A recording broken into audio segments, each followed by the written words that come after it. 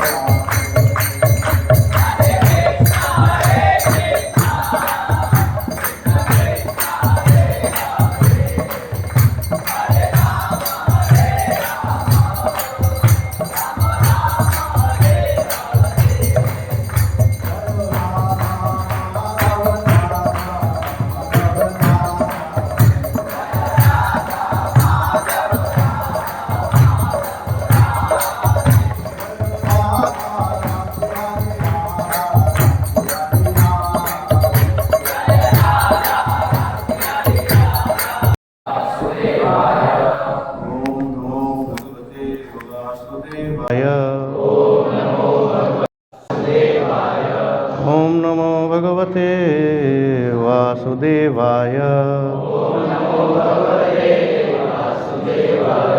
नारायणं नमस्कृत्यं नरं चैव नरोत्तमं देवीं सरस्वतीं व्यासं ततो जयमुदीरये। नष्टप्रायेषु भद्रेषु नित्यं भागवत सेवया भगवती उत्तमा श्लोके भक्तिर्भवति नैष्ठके कृष्णाय वासुदेवाय देवकीनन्दनाय च नन्दगोपकुमाराय गोविन्दाय नमो नमः।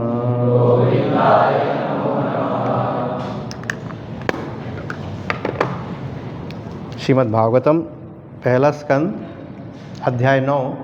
अध्याय का नाम है भगवान श्री कृष्ण की उपस्थिति में भीष्म देव का देह त्याग।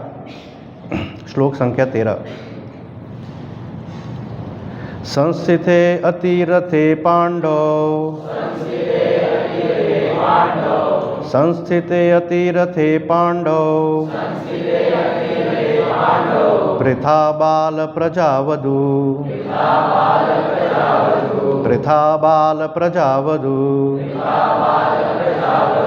युष्मत्कृते बहुन् क्लेशान्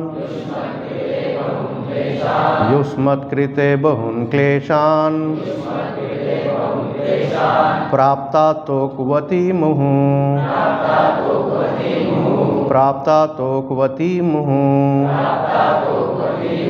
संस्थिते अतिरथे पांडव पृथा बाल प्रजावधूः युष्मत्कृते बहुन् क्लेशान् प्राप्ता तोक्वती मुहुः संस्थिते अतिरथे पांडव पृथा बाल प्रजावधूः युष्मत्कृते बहुन् क्लेशान् प्राप्ता तोक्वती मुहुः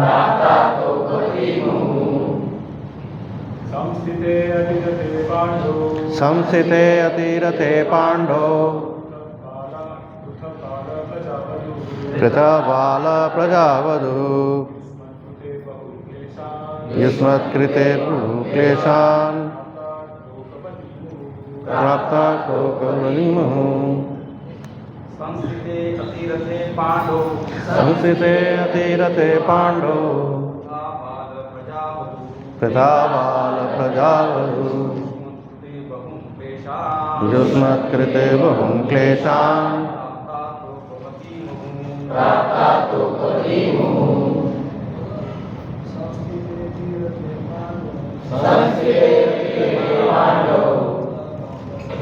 पृथा बाल प्रजावधूः युष्मत्कृते बहुन् क्लेशान् प्राप्ता तोक्वती मुहुः संस्थिते अतिरथे पांडव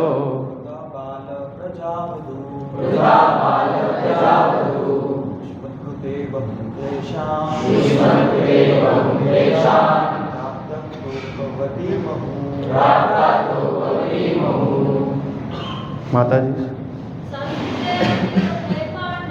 संस्थिते अतिरथे पांडव पृथा बाल प्रजावधूः युष्मत्कृते बहुन् क्लेशान् प्राप्ता तोक्वती मुहुः संस्थिते अतिरथे पांडव पृथा बाल प्रजावधूः युष्मत्कृते बहुन् क्लेशान् प्राप्ता तोक्वती मुहुः। शब्दार्थ संस्थिते मृत्यु के पश्चात, अतिरथे महान सेना नायक की, पांडव पांडु की, पृथा कुंती, बाल प्रजा छोटे छोटे बच्चों वाली, वधू मेरी पुत्र वधू, युष्मत्कृते तुम्हारे कारण, बहून अनेक, क्लेशान कष्टों को, प्राप्ता भोग कर, तोक्वती बड़े बड़े बालकों के होने पर भी, मुहुः निरंतर। अनुवाद तात्पर्य by his divine grace AC Bhaktivedanta Swami Prabhupada Srila Prabhupada की। मेरे पीछे दोहराइए। जहाँ तक मेरी पुत्र वधू कुंती का संबंध है, वह महान सेनापति पांडु की मृत्यु होने पर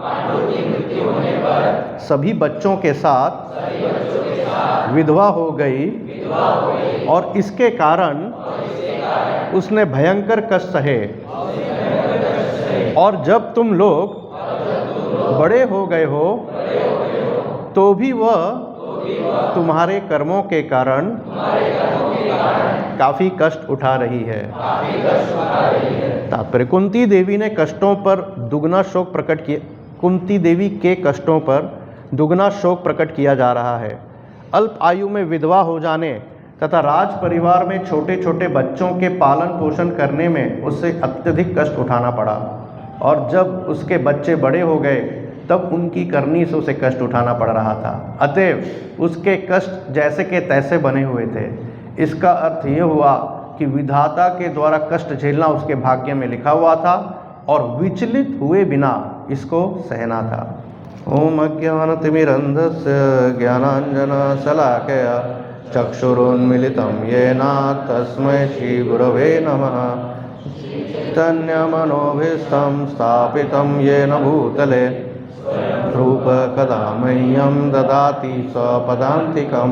वन्देऽहं श्रीगुरो श्रीयुतपदकमलं श्रीगुरून् वैष्णवांश्च श्रीरूपं साग्रजातं सगनरघुनाथं वितं तं सजीवं साद्वैतं सावधूतं परिजनसहितं कृष्णचैतन्यदेवं श्रीराधाकृष्णपादान् सगनललिता श्रीविशाखान्वितं च।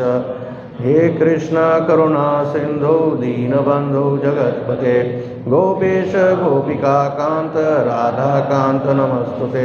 तप्त कांचन गौरांगी राधे वृंदावनेश्वरी वृषभानुसुते देवी प्रणमामि हरिप्रिये।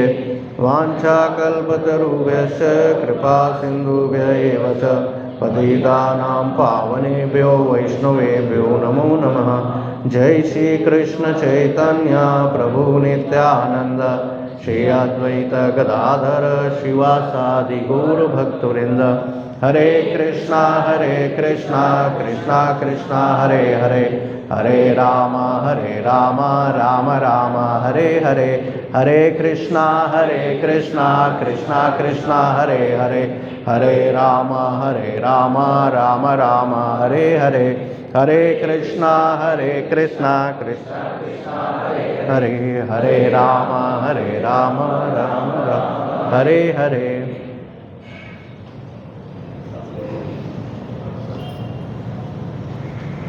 हरे कृष्णा। तो आप सबका स्वागत है आज 1 जनवरी 2025 में। काफ़ी भक्त लोग सुबह 4:30 बजे मंगला आरती में भी थे। तो आध्यात्मिक ये स्पिरिचुअल लाइफ है। हम जब स्पिरिचुअल लाइफ का शिक्षा लेते हैं तो जब तक हमें इसका ज्ञान नहीं होता है, इसका प्रशिक्षण नहीं होता है, हम 31 दिसंबर को मनाते हैं। और जब ज्ञान हो जाता है, प्रशिक्षण हो जाता है, तो हम कब मनाते हैं? फर्स्ट। क्योंकि फिर भक्त सोचते कि भाई 31 दिसंबर को जल्दी सो जाया जाए और 1 जनवरी को जल्दी उठ के पहला दिन। ऐसे हमारे लिए गौड़ीय वैष्णव के लिए ये साल का पहला दिन नहीं है। साल का पहला दिन कब है? कब है? गौर पूर्णिमा के दिन है। हाँ, अलग अलग संप्रदाय में, अलग अलग क्षेत्र में नया साल। जैसे महाराष्ट्र में नया साल कब है? बंगाली के लिए कब है? बंगाली के लिए कोई बंगाली है यहाँ पे? हाँ, वैसाख वाला जो दिन है ना 14, उस दिन 3 प्रांत में न्यू ईयर होता है।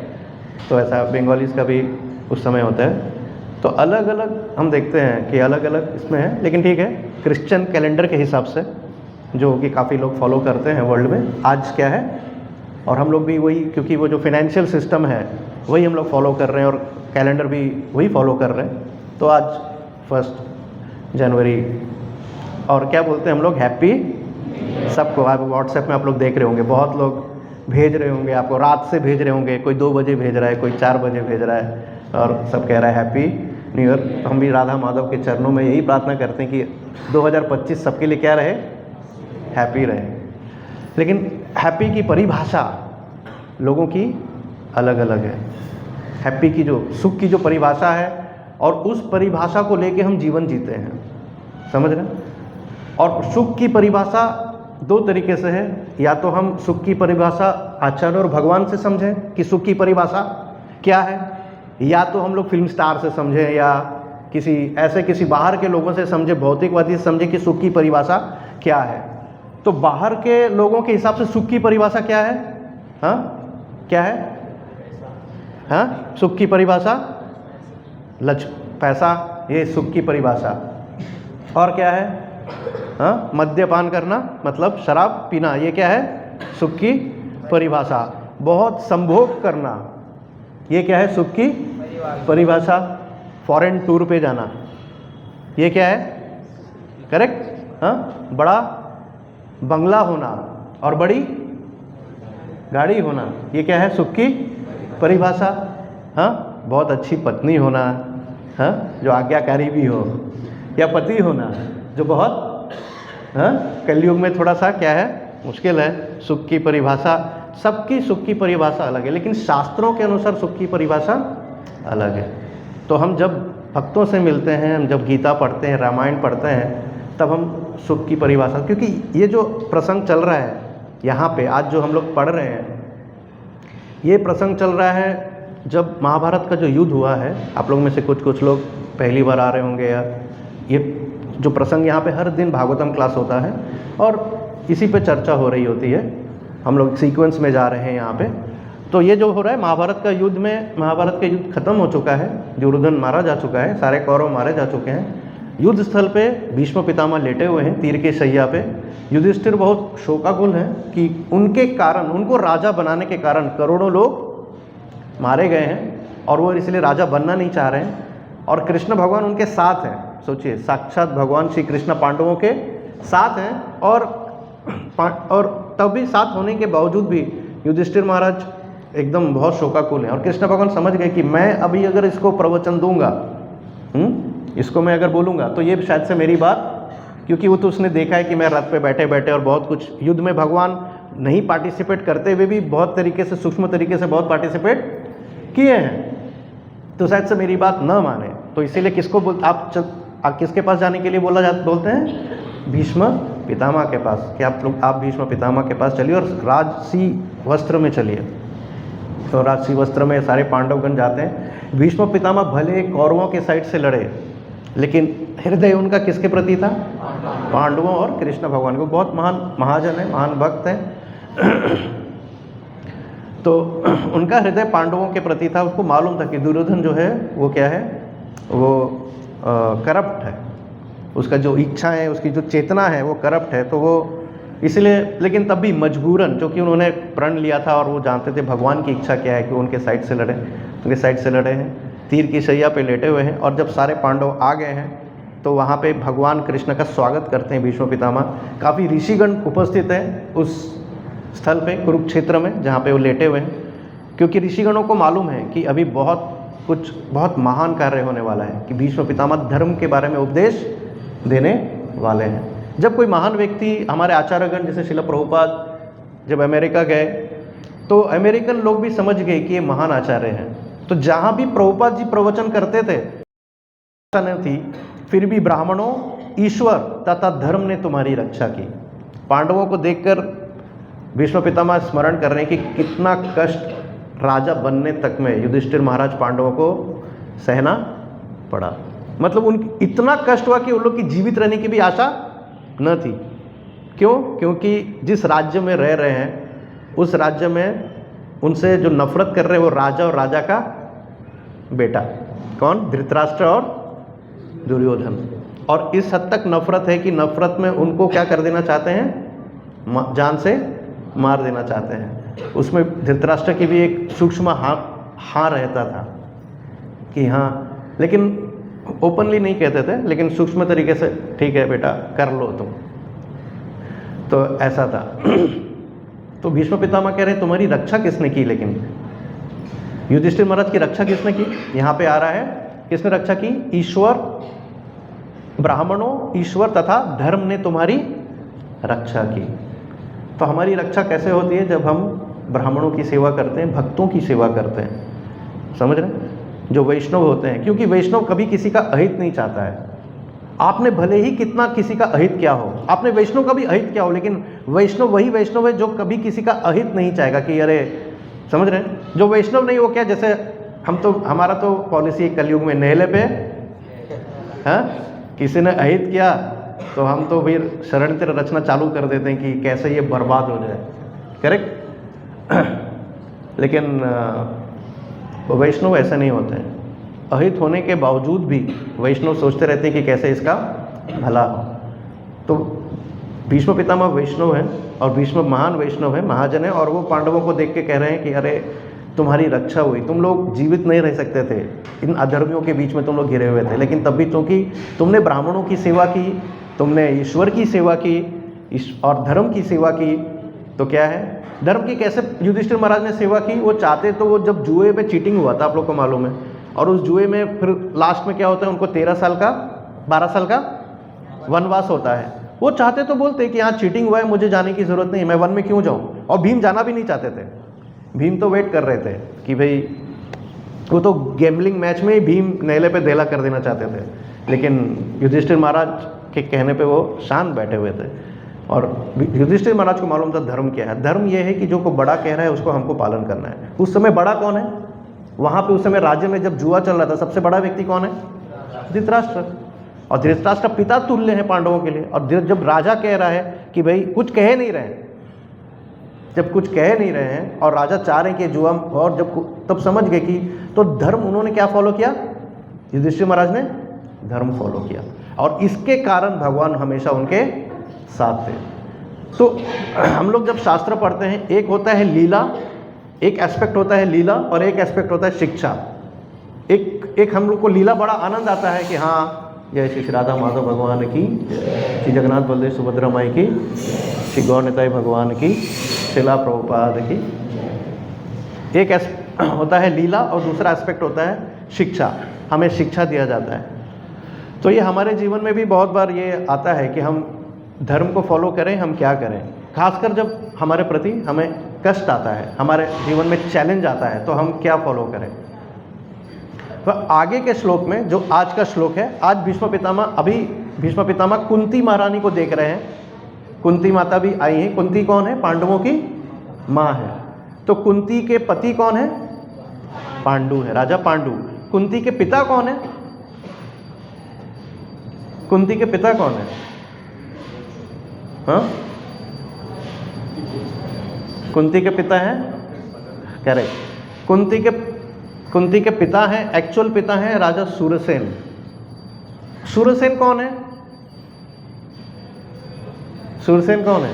कुछ प्राइज वाइज रखना चाहिए, क्वेश्चन क्विज करके हमें प्राइज देना चाहिए, नहीं? सूरसेन कौन है? हाँ, कृष्ण भगवान के पिता कौन है? ठीक है, उनके पिता कौन है? सूरसेन, करेक्ट। समझ रहे हैं? और सूरसेन की बेटी है कौन?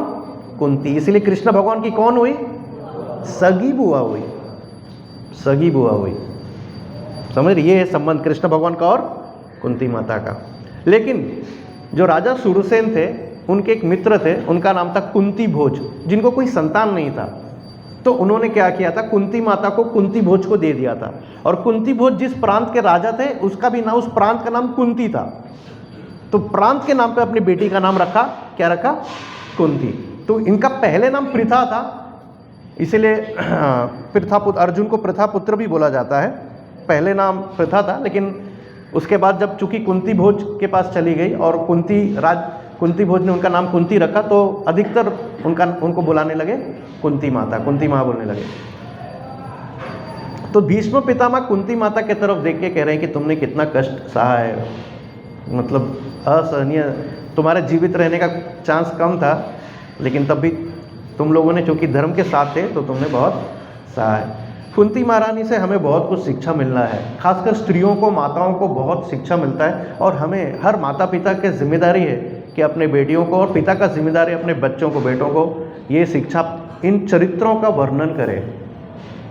क्योंकि हम जब ये चरित्र का सुनते हैं तो वो चरित्र हमारे हृदय में बैठता है और वो अपने उदाहरण से बताते हैं कि हमें कैसे संसार में जीना है। भगवत गीता में एक बहुत प्रसिद्ध श्लोक है, यद्यद् आचरति श्रेष्ठ तत्तदेवेतरो जन स यत् प्रमाणम कुरुते लोकस्तद अनुवर्तते। इसका मतलब क्या है? यद्यद् आचरति श्रेष्ठ, जैसा जैसा श्रेष्ठ लोग, बड़े लोग, संपन्न लोग, सक्सेसफुल लोग आचार करते हैं, एक्शन करते हैं, वैसा वैसा सामान्य जनता उनका अनुसरण, उनका फॉलो करते हैं। तो जो बड़े लोग हैं, तो माता पिता, गुरुजन, टीचर्स, ये लीडर्स, इनका बहुत बड़ा जिम्मेदारी है कि वो अपने आचरण को बहुत ये रखें। तो एक बार क्या होता है, जब कुंती माता का विवाह नहीं हुआ था, वो जब अपने प्रांत में, अपने राज्य राजमहल में थी, तो एक ऋषि आए थे जिनका नाम है दुर्वासा ऋषि। और दुर्वासा ऋषि ऐसे ऋषि थे कि अगर आशीर्वाद दें तो बहुत, मतलब उसको क्या ना प्राप्त हो जाए, और अगर क्रोधित हो जाए तो वो व्यक्ति बर्बाद हो जाए। तो जब दुर्वासा ऋषि आए तो कुंती भोज जो राजा थे सोचे इनका बहुत अच्छे से स्वागत होना चाहिए, बहुत अच्छे से उनका आदर सत्कार होना चाहिए। तो अपनी बेटी को बुलाए, कुंती को, बोले इस महान ऋषिवर दुर्वासा आए, तुम इसका बहुत अच्छे से सेवा करो। तो कुंती माता बहुत अच्छे से सेवा करती हैं दुर्वासा ऋषि का। दुर्वासा ऋषि बहुत प्रसन्न हो जाते हैं उनकी सेवा से, और उनको आशीर्वाद देते हैं। क्या आशीर्वाद देते हैं? हाँ, एक मंत्र देते हैं, अथर्ववेद से एक मंत्र देते हैं। बोलते हैं इससे तुम जब देवताओं का आह्वान करोगे, इस मंत्र से जिस देवता को बुलाओगी वो देवता प्रकट हो जाएंगे और तुम्हें संतान देंगे। तो ऐसा आशीर्वाद देके चले जाते दुर्वासा ऋषि। तो उस समय तो उनका विवाह नहीं हुआ था कुंती माता का, और कुंती माता एक दिन ऐसी खिड़की के बाहर सूर्यदेव को देख रही थी, सूर्य को देख रही थी, सूर्य का दर्शन कर रही थी, और सोच रही थी जैसा बचपन में, जैसा हम लोग को यंग एज में होता है ना, चलो ट्राई करते हैं, let's try, no harm in trying. लेकिन ये छोटा ट्राई बहुत महंगा पड़ जाता है, that small try makes us cry. तो कुंती माता बोलती चलो ट्राई करते हैं। वो मंत्र का उच्चारण करी। अब मंत्र का जब उच्चारण कर दी, साक्षात सामने कौन प्रकट हो गए? सूर्यदेव प्रकट हो गए। तो घबरा गई, बोले सूर्यदेव को प्रणाम की, नमस्कार की, बोली मैं तो ऐसे ट्राई कर रही थी, आप तो ये सही में काम करता है, आप तो सही में आ गए। तो सूर्यदेव आशीर्वाद दिए और बोले अब मैं आया हूँ तो जो जिसके लिए तुमको मंत्र दिया गया तो मैं देके जाऊँगा। तो अब ये घबरा गई, तो और उनको एक संतान सूर्यदेव देके चले गए। बहुत सुंदर संतान। कौन है वो?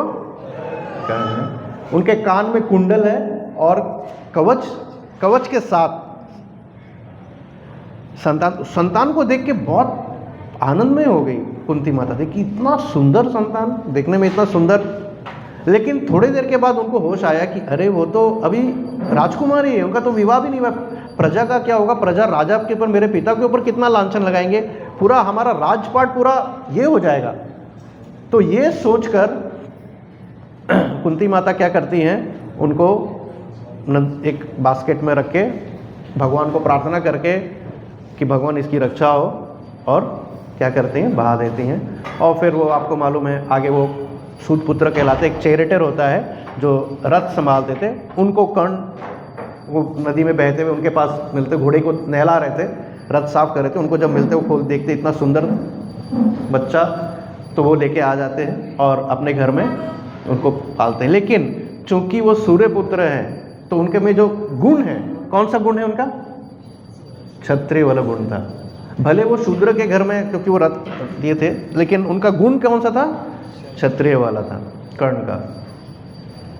तो इस तरह कुंती माता के जीवन में पहला चैलेंज तो ये आता है जब कर्ण उनको मिलता है। फिर उसके बाद उनका विवाह होता है राजा पांडु के साथ। ये 3 भाई हैं, धृतराष्ट्र, पांडु और तीसरा विदुर। करेक्ट, तीसरे हैं विदुर। पांडु के साथ विवाह होता है। पांडु बहुत समृद्ध राजा हैं, बहुत शक्तिशाली राजा हैं, और उनकी एक और पत्नी होती है जिनका नाम है माद्री। और आगे चल के जब क्या होता है, राजा पांडु को एक ऋषि श्राप दे देते हैं, और उस श्राप के कारण उनका पहले ही मृत्यु हो जाता है। उनको कोई संतान नहीं हो सकता था उस श्राप के कारण, राजा पांडु को। तो उसके लिए बहुत दुखी रहते थे। तो कुंती माता उनके दुख को बोलती है क्या हुआ, तो राजा ऐसे बताते हैं कि मुझे श्राप मिला हुआ है, मुझे कोई संतान नहीं हो सकता। तो कुंती माता तब वो सीक्रेट बताती हैं कि मुझे ऐसे मंत्र मालूम है जिससे मैं देवता का आह्वान कर सकती हूँ और मैं संतान प्राप्त कर सकती हूँ। तो राजा पांडु बोलते हैं कि आप बुलाइए, आप धर्मराज को बुलाइए, धर्मराज का आह्वान करिए। धर्मराज का आह्वान करते हैं, धर्मराज आते हैं और कौन देते हैं? युधिष्ठिर। फिर उसके बाद राजा पांडु बोलते हैं आप इंद्र का आह्वान करिए। इंद्र का आह्वान करते कौन होते हैं? अर्जुन। और उसके पहले वायुदेव का, तो वायु से कौन होते हैं? भीम, फिर इंद्र। और जो माद्री है, माद्री को भी एक देखिए एटिक्वेट, अगर उनसे संतान नहीं, कुंती से संतान नहीं हो सकता पांडु को, तो पांडु को किससे नहीं हो सकता है?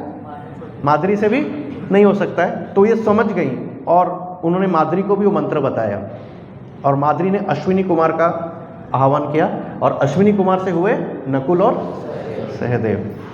लेकिन फिर उसके बाद राजा पांडु का मृत्यु हो जाता है और उसके बाद राज्य में जो राजनीति होती है, पॉलिटिक्स, समझ रहे हैं हम लोग? बहुत कॉमन बन गया है, बहुत पॉलिटिक्स है आजकल सर। कंपनी में बहुत पॉलिटिक्स है, घर में बहुत पॉलिटिक्स चल रहा है, हाँ?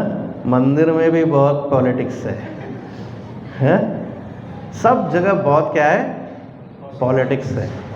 हम सोचते हैं कि देखिए जहाँ इंसान रहेगा वहाँ पॉलिटिक्स होगा, लेकिन हम लोग भी एक चीज़ भूल जाते हैं। क्या होता है ना, भगवान के शरणागत नहीं होते हैं ना, तो हम भूल जाते हैं कि सबसे बड़े पॉलिटिशियन कौन है? हाँ, सबसे बड़े पॉलिटिशियन कौन है? भगवान श्री। इनसे बड़ा कोई राजनीतिज्ञ है क्या? हाँ, कोई नहीं इनसे बड़ा राजनीतिज्ञ। क्या पॉलिटिक्स खेलते हैं, इनका पॉलिटिक्स सुनो एक। हाँ, जब दुर्योधन काफ़ी कौरव मारे जाते हैं, दुर्योधन जब एकदम सबको, उनकी जो दुर्योधन की माँ है, क्या नाम है उनका? गांधारी। तो गांधारी सोचती है कि अरे ये तो सब मारे जाएंगे, मेरा बेटा भी, ये दुर्योधन भी मारा जाएगा, है तो अधर्मी। माँ को मालूम था मेरा बेटा है अधर्मी, मारा जाएगा, ये भी मारा जाएगा। लेकिन तो भी माँ तो माँ होती है ना, तो बोलती है बेटा मैंने जो पति का सेवा किया है ना आँख बंद करके, उसके कारण मुझे बहुत शक्ति है और मैं वो सारा शक्ति तुमको ट्रांसफ़र करना चाहती हूँ। तुम नग्न अवस्था में मेरे पास आना, नग्न अवस्था में मेरे पास सारा शक्ति तुमको क्या करूँगी। इसमें देखिए एक शिक्षा है, जो पतिव्रता नारी होती है उसका कभी अपमान मत करना। जैसे मंदोदरी रावण की पत्नी है, रावण का अपमान होता है लेकिन मंदोदरी का नहीं होता है, समझ रहे ना? एक पतिव्रता नारी में पति कैसा भी होने दो, थर्ड क्लास, लेकिन उसने अपना धर्म निभाया ना, वो बहुत पावरफुल है, वो औरत बहुत शक्तिशाली है। तो उसी तरह गांधारी ने वो धर्म निभाया तो उसके कारण वो बहुत शक्तिशाली थी। तो बोली बेटा नग्न अवस्था में मेरे पास आना। और ये भाई साहब, हमारे दुर्योधन भाई साहब नग्न अवस्था में माँ के पास जा रहे थे। अब एक बात बताओ, ये बात तो दोनों के बीच में हुआ ना, दुर्योधन और कृष्ण भगवान को कहाँ पहुंच गए वहां पे? कृष्ण भगवान को कैसे मालूम चला? भगवान कृष्ण को कैसे मालूम चला? इसलिए भगवान कृष्ण सर्वव्यापी हैं। हम सोच रहे हैं हम छुप के कुछ कार्य कर रहे हैं, हम किसी को बोल रहे किसी को मत बताना, सुन रही हो, सिर्फ हमारे बीच में रहना चाहिए। आप सोच रहे हो किसी को नहीं मालूम है, लेकिन परमात्मा को, और वो कहीं ना कोई खुलवा देंगे, राज खुल जाएगा आपका सीक्रेट कहीं ना कहीं। बोले अरे यार खाली 2 जन को मालूम था, ये तीसरे को कैसे मालूम चल गया? तो ऐसा ही होता है, समझ रहे?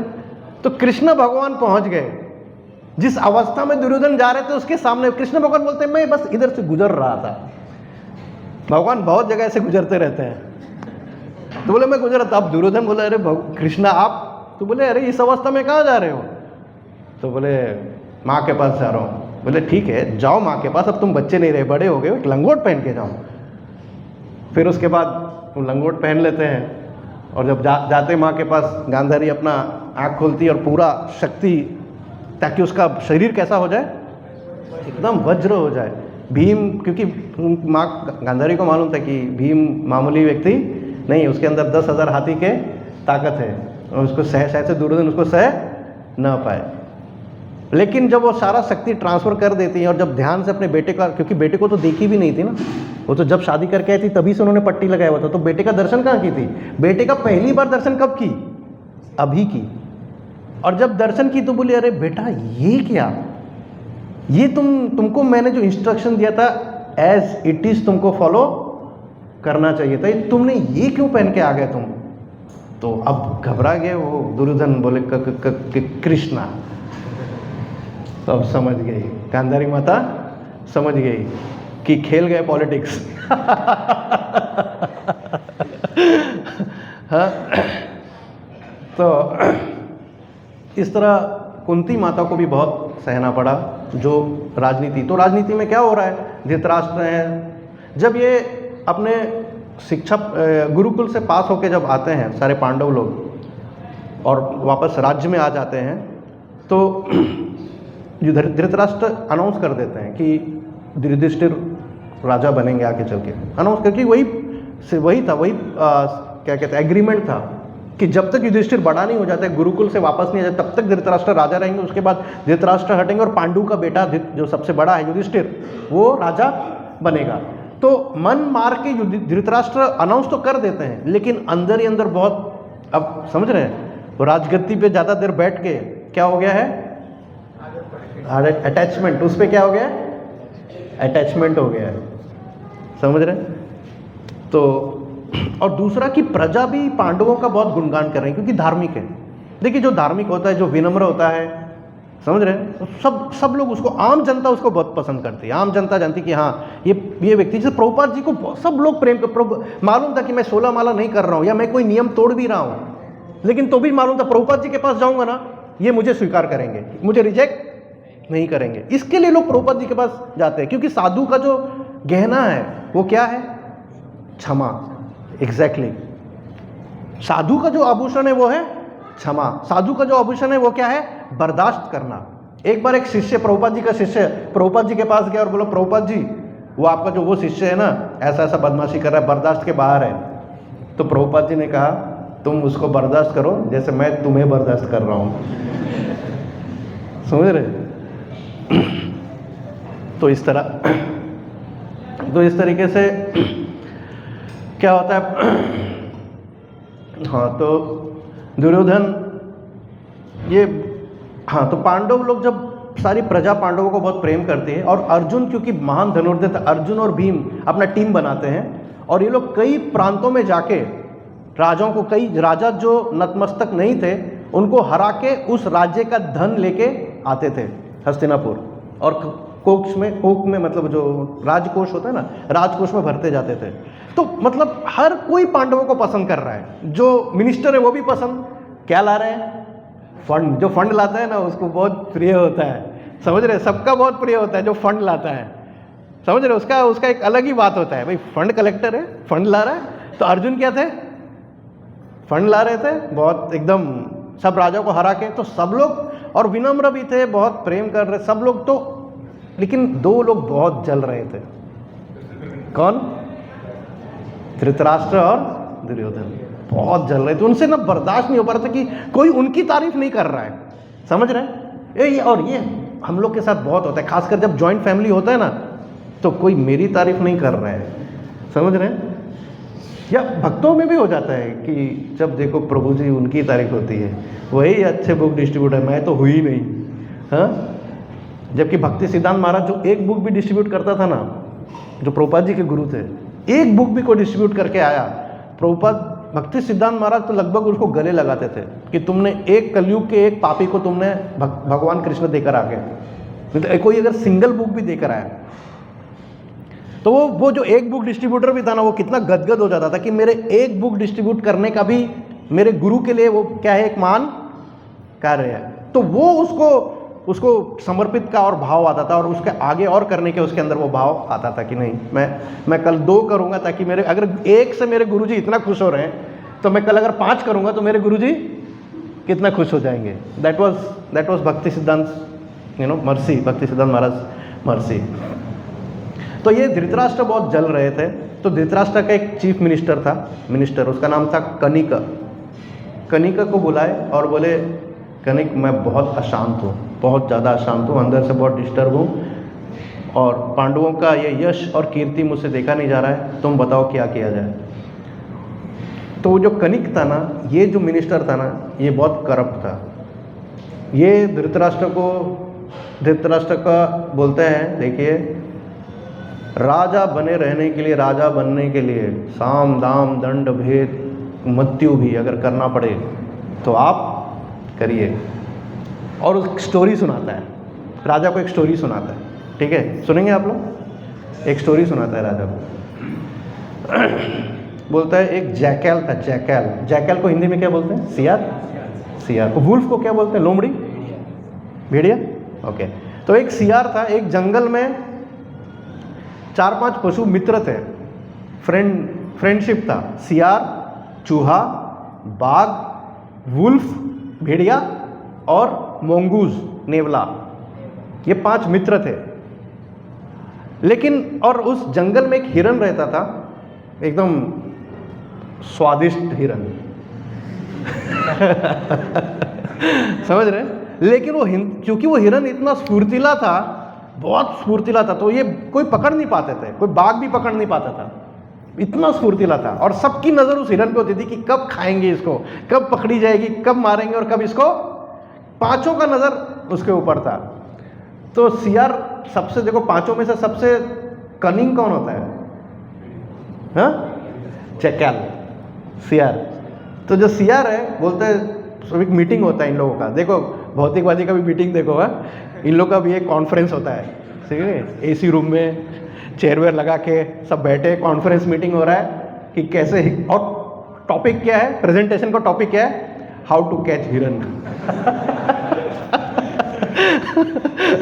हाँ, प्रेजेंटेशन चल रहा और सियार प्रेजेंटेशन दे रहा है, स्लाइड 1 सियार प्रेजेंटेशन दे रहे हैं और कह रहे हैं कि देखो मेरा एक युक्ति है, हिरन जहां पे सो रहा है, चूहा जब जाएगा ना, चूहा ढूंढ सकता है कि हिरन कहाँ सो रहा है, क्योंकि चूहा जो है ना बिल के अंदर, जमीन के अंदर से भी जा सकता है, तो वो हिरन को शक नहीं होगा। और जहाँ पे हिरन सो रहे हैं, चूहा जाके उसके पैर को कुतर दे। पैर जो हमारे ये होते हैं ना, पैर के ऊपर एक नस होता है एक्चुअली, उस नस को काट दिया जाए तो हम लड़खड़ा के चलेंगे।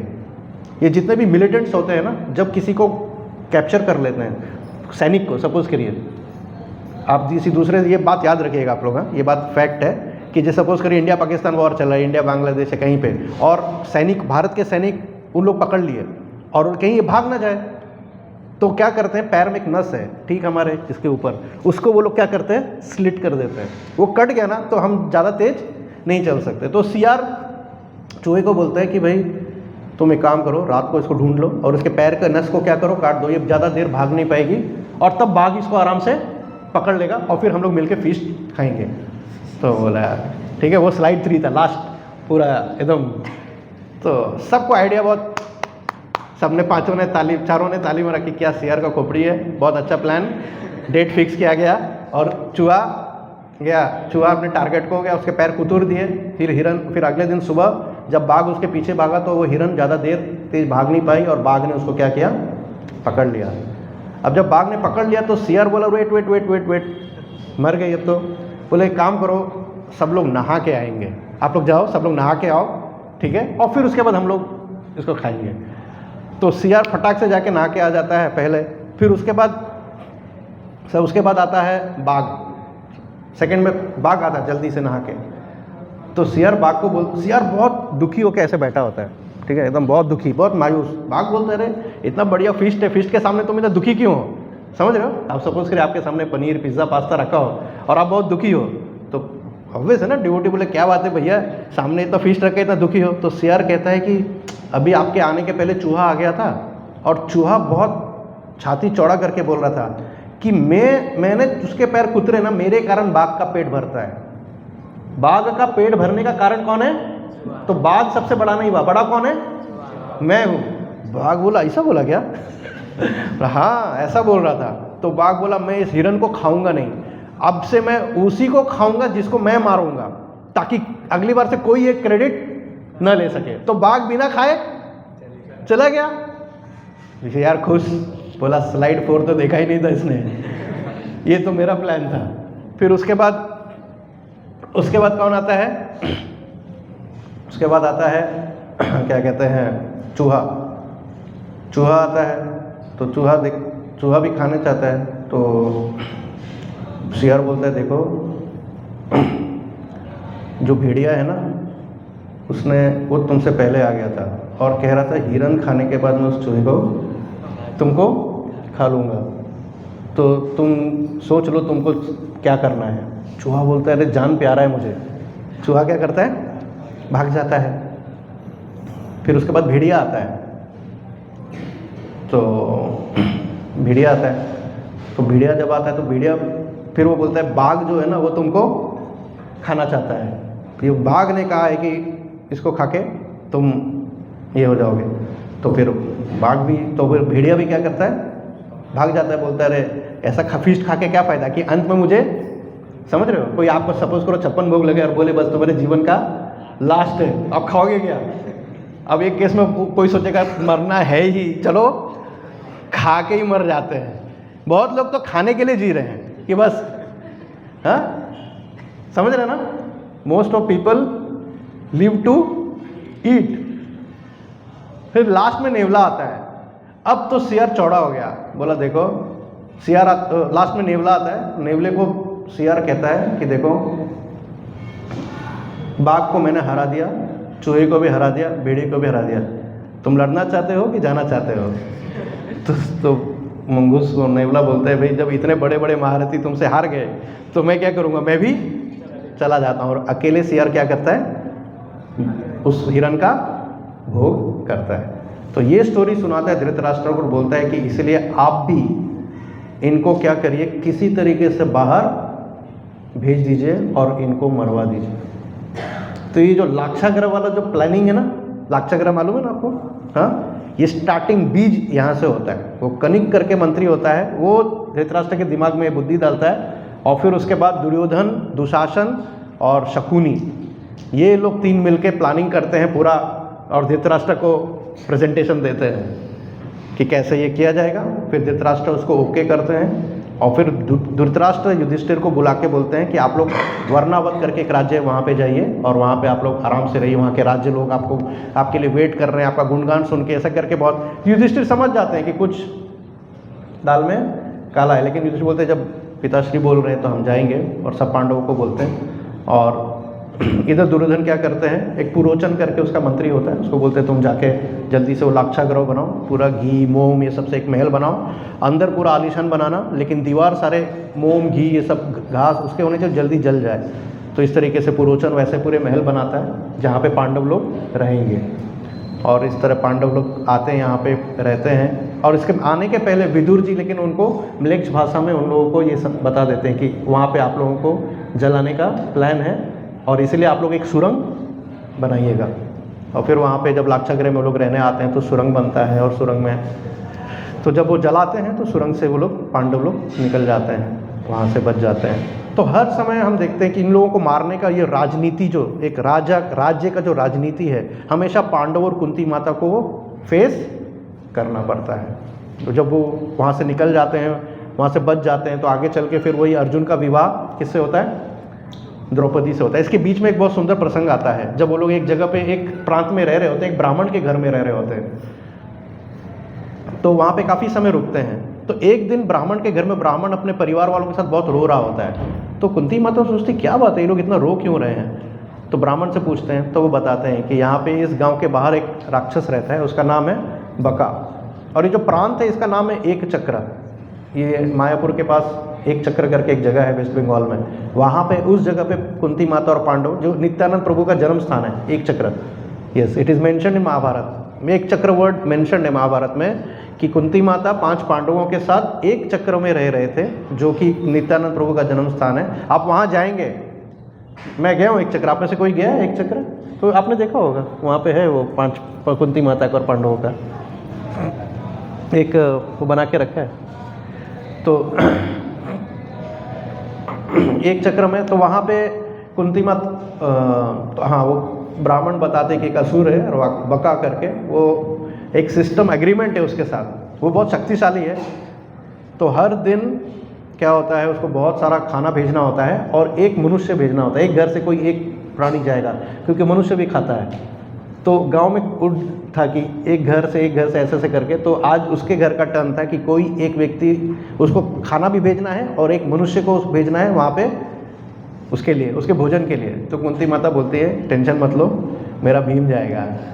तो बोलते नहीं, आप हमारे अतिथि हो, मैं कैसे ऐसे कर सकता हूँ। बोले आप चिंता मत करिए। फिर कुंती माता भीम को आदेश देती है, और जबकि उस समय जब भीम को आदेश देती है, युधिष्ठिर महाराज, महाभारत में सब मेंशन है कि युधिष्ठिर महाराज आके कुंती माता को कहते हैं कि आप ऐसा कैसे कर सकती हैं, भीम को क्यों भेज रही, खतरा है। तो कुंती माता बोलते हैं कि मैं ब्राह्मण की सेवा में मेरा बेटा का ये हो जाए, मुझे कोई प्रॉब्लम नहीं है, और मुझे मालूम है ऐसे भीम को कुछ होगा नहीं, मुझे भीम की शक्ति का अन्मूलन है। तो इस तरह भीम को आदेश देती हैं, और फिर भीम जो एक बुलक काट में सारा खाना वाना रख के लेके जाता है, और वहाँ पे मस्त वो खा रहा होता है, वो राक्षस को आवाज़ दे रहा होता है और खुद भीम खा रहे होते हैं। बका आता है, देखता है, अरे उसके हिस्से का खाना कौन खा रहा है, भीम खा रहा है, और उसको बहुत भला बुरा बोलता है। बका बोलता है अरे तुम्हारी आज तक किसी की हिम्मत नहीं हुई। और भीम, महाभारत में बहुत अच्छा प्रसंग है, भीम ध्यान ही नहीं देता है, वो चिल्लाते रहता है और भीम खा रहा है। हाँ कौन कुछ फर्क नहीं पड़ रहा भीम को। फिर उसके बाद वो गुस्से में आके भीम को बहुत जोर से पीठ पे मारता है। भीम कुछ डिस्टर्ब नहीं होता है। जब पूरा भोजन समाप्त हो जाता है, बोलते हैं आप बताओ अब क्या है। तो फिर वो द्वंद्व होता है, भयानक युद्ध होता है दोनों के बीच में। पढ़िएगा, मज़ा आएगा जिनको एक्शन पसंद है। और ऐसा लिखा हुआ है कि फिर एक जब काफ़ी देर तक जब युद्ध होते रहता है, काफ़ी पेड़ वेड़ एक दूसरे के ऊपर ये करते हैं, पत्थर वत्थर करते हैं, लास्ट में भीम बोलते हैं बहुत हो गया ड्रामा।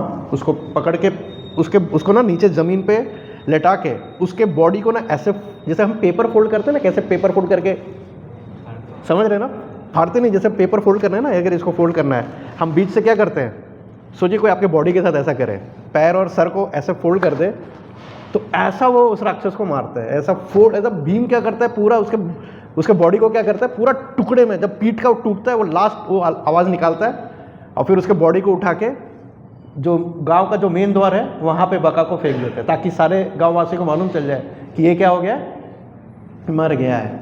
तो इस तरीके से कुंती माता, हम देखते हैं कुंती माता का जो स्वभाव है, ब्राह्मणों की, देखो आया था ना, आपने ब्राह्मणों की सेवा की, आपने ईश्वर की सेवा की, आपने धर्म का पालन किया, तो ये सब कुंती माता ने किया। तो कुंती माता का जो चरित्र है धर्म के अनुसार है, ठीक है। और माद्री क्या हो जाती है, जब पांडु मारे जाते हैं तो माद्री क्या कहते हैं, सती हो जाती है, और कुंती माता पांडवों को पला बढ़ा के, सारे पांचों पांडवों को पला बढ़ा के बड़ा करती हैं। और बच्चों के ऊपर, चूँकि उनके बच्चों के ऊपर हमेशा आत्मघात होते रहता है, हमेशा ये होते रहता है, हमेशा ही विचलित थी, लेकिन कभी भी इस विचलन में भगवान कृष्ण के शरण को नहीं छोड़ी। और वही कुंती माता की प्रार्थनाएं जो हम लोग 8वें में हम लोग देखते हैं। तो कुंती माता की जो प्रार्थनाएं हैं वो उनको प्रभुपाद जी ने कहा है सबसे उच्च कोटि की प्रार्थनाएं हैं। बुआ हैं, भगवान की, कृष्ण की बुआ हैं, लेकिन भगवान का गुणगान कर रही हैं। नमः पंकज नाभाय, नमः पंकज मालिने, नमः पंकज नेत्राय, नमस्ते पंकजांग्रहे। ऐसे बहुत सुंदर सुंदर श्लोक हैं, इसमें कुंती माता कृष्ण भगवान का गुणगान कर रही हैं। तो कुंती माता में एक जो बहुत गुण था जो हम लोग सबको सीखने के लिए, यहाँ पे लीला हो गई एक बात, अब हम लोग थोड़ा चर्चा करेंगे हमारे सीखने के लिए क्या है। हमारे सीखने के लिए है बर्दाश्त करना, अपनी जिम्मेदारियों को, अपनी रिस्पॉन्सिबिलिटीज़ को निभाने के लिए हमारे लाइफ में चैलेंजेस आएंगे, लेकिन उन चैलेंजेस को क्या करना है, टॉलरेट करना है, बर्दाश्त करना है। जो बर्दाश्त करेगा भगवान उनके साथ है, धर्म उनके साथ है, हम लोग विचलित नहीं होना है, ठीक है। तो बर्दाश्त जो करना है, कुछ कुछ इंसिडेंट्स होंगे, जैसे पति मारे गए या पत्नी मारी गई, लेकिन पति मारा गया लेकिन वो अपना जिम्मेदारी निभा रही है, बच्चों की रक्षा कर रही है, बच्चों को पला बढ़ा के बड़ा कर रही है, करेक्ट। ऐसा नहीं कि वो बच्चों को छोड़ दी, किसी और को दे दी, किसी और के साथ नहीं, जो हमको कलयुग में सुनने को मिलता है। धर्म के अनुसार चलना बहुत ज़रूरी है। तो कुंती माता सारे जितने भी उनको विपत्ति आ रही है उनको क्या कर रही हैं, बर्दाश्त कर रही हैं। तो ऐसा नहीं, हम लोग ऐसा नहीं सोचना चाहिए कि हम कृष्ण के पास आ रहे हैं, भक्ति कर रहे हैं तो हमें कोई प्रॉब्लम नहीं आएगा, life will be very good. अब तो कृष्ण भगवान ने जैसे गिरिराज को उठाया था, मेरे सारे प्रॉब्लम्स को क्या करेंगे, उठा लेंगे, और फिर उसके बाद no I will be happy and live happily ever after. ऐसा होता नहीं है। हाँ, हम सुखी रह सकते हैं, भगवान के शरणागत रहेंगे तो हम सुखी और आनंद में तब भी रह सकते हैं। लेकिन चूंकि प्रॉब्लम हमारे शरणागति में है, प्रॉब्लम हमारे समर्पण में है, तो फिर हमें द्वंद्वों का सामना करना पड़ता है। तो हमारे आचार्यगण ने कहा है, बर्दाश्त के ऊपर में हमें 4 चीज़ बर्दाश्त करने को कहा है। पहला बर्दाश्त रूप गोस्वामी ने कहा है, वाचो वेगम मनस क्रोध वेगम, वेगों को बर्दाश्त करो। जो हमारे इंद्रियों के जो वेग हैं, समझ रहे हैं, वेग समझते हैं, वेग फोर्स, एक फोर्स है, रजोगुण और तमोगुण का एक फोर्स है जो हम लोग सब अनुभव करते हैं हमारे जीवन जीते जीते। पहले तो हमें समझ में नहीं आता था ये सतोगुण, रजोगुण, तमोगुण क्या होता क्या है, लेकिन जब जीते जाते हो और जब काम वासना का वेग आता है, जब क्रोध का वेग आता है, लोभ का वेग आता है, तब आपको भक्ति करते करते दिखता है, अच्छा ये काम वासना था, अच्छा ये लोभ था, अच्छा ये ईर्ष्या था। इनका वेग आपको अंदर से आता है। वेग किस लिए आता है? रजोगुण और तमोगुण से। हमारा जो चित्त है वो रजोगुण तमोगुण से प्रभावित है, उसके कारण क्या आ रहा है? वेग आ रहा है। इसलिए शिला प्रभुपाद जी ने हमको प्रोसेस दिया है, इन वेगों को आपको नियंत्रण करना है, इन वेगों को आपको पार करना है, इन वेगों के ऊपर उठना है। तो आपको नियम से 16 माला का जप करना है, आपको भगवान कृष्ण को भोग लगा के ही खाना है। जब हम मांसाहार खाते हैं तो आप तमोगुण रजोगुण को कंट्रोल नहीं कर सकते। जब हम प्याज लहसुन भी खाते हैं, चाय कॉफ़ी भी पीते हैं, तब भी आपको रजोगुण तमोगुण सूक्ष्म रूप से आपके अंदर क्या करेगा? उत्पन्न करेगा। और फिर उसके बाद आपको फिर काम वासना सताएगा, क्रोध सताएगा, ये सब होगा। तो इस प्रभुपाद जी ने बहुत सुंदर प्रोसेस दिया है हमको। ये प्रोसेस है, हम इसको फॉलो करेंगे तो हम बचे रहेंगे, नहीं करेंगे हम लाइटली लेंगे, बोलेंगे नहीं कोई बात नहीं। तो जो ध्यान से जप नहीं करेगा, ध्यान से, तो उसके अंदर तमोगुण और रजोगुण फिर क्या होगा? वो अपना रूप लेगा। और इसीलिए हम अध्यात्म के रास्ते, ये ट्रेनिंग देखिए, ये स्कूल कॉलेज में नहीं दिया जाएगा। स्कूल कॉलेज में क्या बताया जा रहा है? आईटी कर लो, एमबीए कर लो, डॉक्टर बन जाओ। लेकिन अच्छा, एक आईटी कर लिए, क्या सब डॉक्टर, क्या उनको वेग नहीं आता है? क्या उनको तमोगुण रजोगुण का वेग नहीं आता है डॉक्टर को? क्या इंजीनियर को नहीं आता है? तो फिर डॉक्टर इंजीनियर का कुछ क्राइम हमको नहीं आना चाहिए था न्यूज़ में? क्यों आता है कि किसी डॉक्टर ने फलाना फलाना किया, किसी इंजीनियर ने फलाना फलाना किया? क्यों सुनने में आता है? तो इसलिए सुनने में आता है, क्योंकि हमें वो साधना, दोनों ये, वो भी अगर शिक्षा 2 प्रकार की है। एक भौतिक, जो हमें संसार में हमारे जो रोटी कपड़ा मकान के लिए, लेकिन दूसरी शिक्षा अध्यात्म, जो इन वेगों को, तो इसको बर्दाश्त करो। बर्दाश्त के लिए ट्रेनिंग है, बर्दाश्त के लिए जो हम गुरु शिष्य परंपरा में प्राप्त करते हैं वो है। ठीक है, पहला हो गया ये वेग। दूसरा हो गया द्वंद्व को बर्दाश्त करो। क्या है द्वंद्व? अपनी जिम्मेदारी, यहाँ देखिए, जिम्मेदारी निभाने के लिए इनको बर्दाश्त करना है। तो पहले है वेगों को बर्दाश्त करो, फिर दूसरा है द्वंद्व को। गीता में कौन सा श्लोक है द्वंद्व के ऊपर? बहुत फेमस श्लोक है, हाँ करेक्ट, वो भी है। लेकिन जो उससे भी फेमस श्लोक, वो सबको नहीं मालूम है। मात्रा स्पर्शास्तु कौन्तेय शीत उष्ण सुख दुखदा अगामा पाइनो नित्य ताम स्थितिक्षस्व भारत। इन द्वंद्वों को तुम क्या करो? तुम जो द्वंद्व, ठंडी गर्मी, इन द्वंद्व, अपनी जिम्मेदारी निभाने के लिए इन द्वंद्वों को तुम क्या करो? प्रभुपाद जी हमेशा उदाहरण देते हैं कि बहुत गर्मी है, लेकिन तो भी एक माँ किचन में जाके, एक औरत किचन में जाके गर्मी को बर्दाश्त कर रही है, क्योंकि उसको अपना जिम्मेदारी निभाना है। वो है भोग बनाने का, ठाकुर जी का भोग बनाने का, परिवार के लिए खाना बनाने का।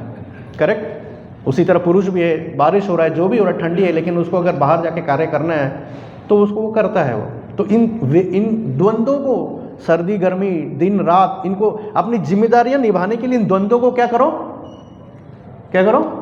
बर्दाश्त करो, इसको टॉलरेट करो। ये बहुत ज़रूरी है, हम इसको। फिर तीसरा क्या टॉलरेट करो? दूसरे के मत को। जब हम परिवार में रहते हैं क्या होता है? सिर्फ मेरा ही चलना चाहिए, मेरा ही होना चाहिए। करेक्ट। खासकर जब हम मंदिर में भी रह रहे हैं या हम कोई ऑफिस में रह रहे हैं जहाँ पे 4 लोग रह रहे हैं, एक व्यक्ति सोचता है सिर्फ मेरा ही मत परो मत है, माई वे और द हाईवे। तो दूसरों के मत को भी, अगर मतभेद है, लेकिन हायर कॉज के लिए मतभेद को क्या करो? बर्दाश्त करो। इसलिए पांडव सक्सेसफुल थे। 5 पांडव क्यों? ऐसा नहीं था कि 5 का मत हमेशा सेम था, समझ रहे हैं? भीम बहुत बार एंटी होते थे, जैसा मैंने आपको कहा, भीम तो उसी जुए में ही युधिष्ठिर महाराज को कह रहे थे, बस परमिशन का वेट कर रहे थे, भैया बताओ तो यही हम गैम्बलिंग कर दें, इन्होंने जो हमारे साथ गैम्बलिंग किया हम ही कर दें यहाँ पे। तो युधिष्ठिर महाराज ने कहा नहीं नहीं भाई शांत हो जाओ, समझ रहे? धर्म को फॉलो करो। तो ये दूसरे के मत को, अगर मतभेद हो रहा है तो उसको टॉलरेट, उसको भी बर्दाश्त करो, तभी परिवार साथ में रह सकता है। समझ रहे हैं? और ये स्त्री में एक गुण है, ये गुण प्रायः भगवान ने स्त्रियों में दिया है, क्योंकि पुरुष में थोड़ा एक ईगो होता है, अहंकार होता है, पुरुष अपना चलाता है, और स्त्री बोलती नहीं, लेट मी टेक अ, मैं एक विनम्र पोजीशन ले लेती हूँ ताकि हमारा परिवार साथ में रहे।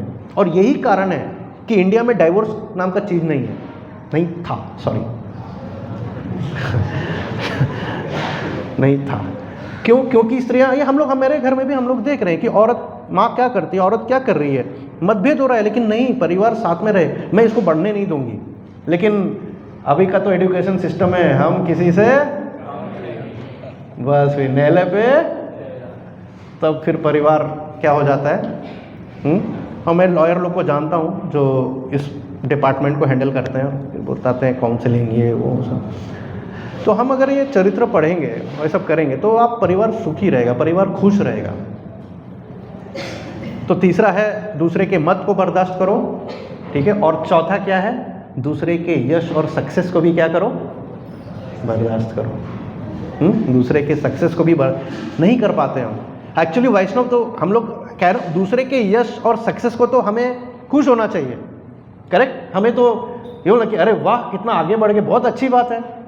लेकिन जैसा धृतराष्ट्र के मन में कैसे हो रहा था, सब लोग क्या कर रहे हैं, पांडवों का यश का गुणगान कर रहे हैं, तो धृतराष्ट्र उसको बर्दाश्त नहीं कर पा रहा। इसलिए सारा, जब ये बर्दाश्त नहीं कर पाएंगे तो तब इंसान का जो कुटिल दिमाग है वो षड्यंत्र रचना, समझ रहे, षड्यंत्र रचना चालू कर देता है। लेकिन अगर आप धार्मिक हैं, आप धर्म के अनुसार हैं, तो फिर आपकी रक्षा कौन करेंगे? साक्षात भगवान श्री कृष्ण करेंगे। तो इस 2025 में हम लोग इस पे थोड़ा मनन करें, चिंतन करें कि हम आध्यात्मिक जीवन में आगे बढ़ने के लिए जो एक गुण है, एक आभूषण है, वो क्या है? टॉलरेट, बर्दाश्त। जैसा कुंती माता ने किया, उन्होंने सब चीज़ों को बर्दाश्त किया और उसके कारण कृष्ण भगवान हमेशा उनके साथ रहे, हमेशा उनके पास रहे। समझ रहे? तो हम इन गुणों को, आध्यात्मिक गुणों को अपने जीवन में अपनाएं और हम जीवन जिए, ठीक है। हरे कृष्णा कृष्णा कृष्णा हरे हरे, हरे राम राम राम हरे हरे। श्रील प्रभुपाद की, ग्रंथराज श्रीमद् भागवतम की। किसी का कोई प्रश्न, कोई कुछ पूछना चाहता है, मैं प्रयास करूंगा उत्तर देने का। Any question? नहीं? ठीक है। सब ने मेरे क्लास को बर्दाश्त किया, उसके लिए बहुत बहुत धन्यवाद।